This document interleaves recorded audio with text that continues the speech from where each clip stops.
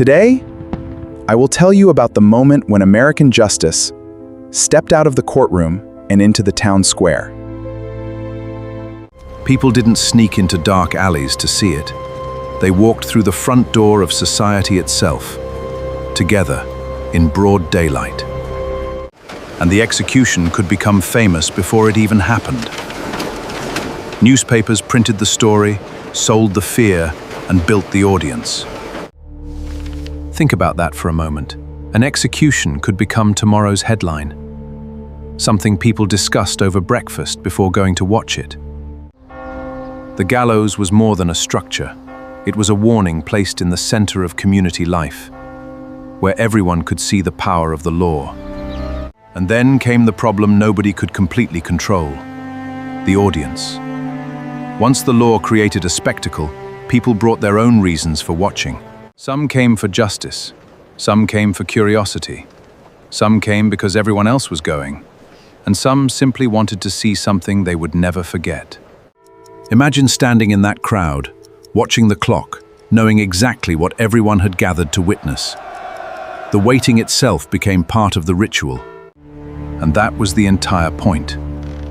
One person stood at the center of the punishment, but hundreds stood around it, learning the lesson. The state wasn't whispering its authority, it was shouting it. The courthouse, the crowd, the platform, all became part of one enormous performance. But then lawmakers faced a dangerous question. Was this actually stopping crime?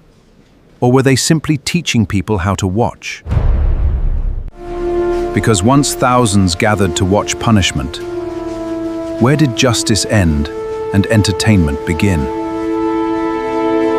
Supporters called it deterrence. Critics called it barbaric. And behind that argument was an even bigger question: what should justice look like? Eventually, the crowds began disappearing. The public square was no longer considered the proper stage for the state's darkest punishment.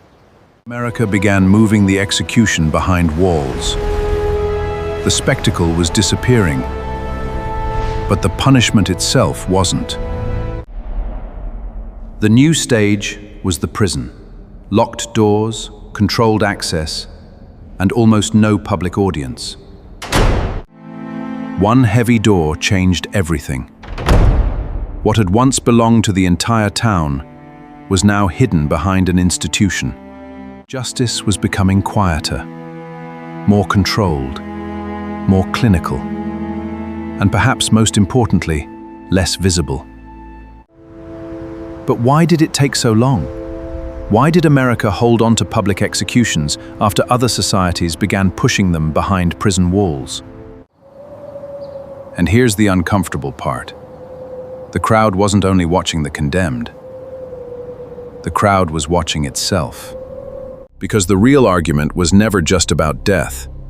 It was about fear, power, deterrence, and what the public should be allowed to see. Today, the prison wall does something the town square never could. It separates punishment from everyday life, and the public from the spectacle. Remove the spectators, and something extraordinary happens. The execution stops looking like a public ritual and starts looking like a government procedure. Now these objects sit behind glass, quiet, harmless looking. Almost impossible to connect with the crowds that once surrounded them. The objects survived. The newspapers survived. The photographs survived. But the world that gathered around them slowly disappeared. Once, the law needed a crowd.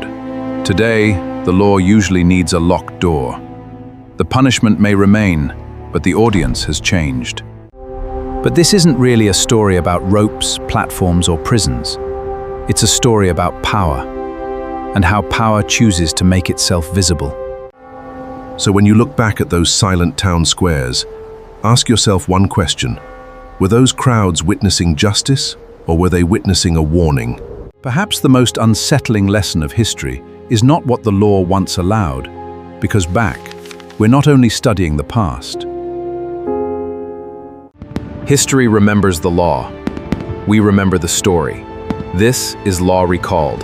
Until the next chapter.